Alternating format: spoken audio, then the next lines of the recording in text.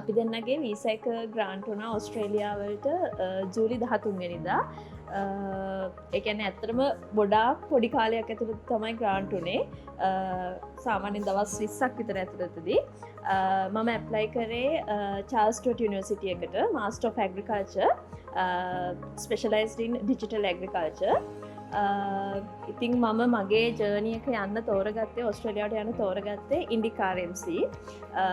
ඉන්ඩිකාරMC එකේ ස්ටාෆ් එක ගැන විශේෂයෙන් කියන්න ඕනේ.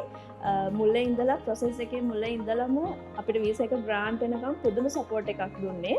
ඒ කියන්නේ ඩොකියුමන්ට් එකෙන් ඩොකියුමන්ට් එකට නෙවෙයි මේ ඩොකියුමන්ට්ස් වල තියෙන අකුරු වචන හැමදේම අපිට එකින් එක වැරදි හරිගස්සලා අපිට ඒක කරලා දුන්නා. ඒ කියන්නේ දැන් ඕස්ට්‍රේලියා යන එක ගොඩක් අයට හීනයක් වෙලා තියෙන්නේ මොකද ප්‍රොසෙස් එක හින්දා පුදුම අමාරු ප්‍රොසෙස් එකක්.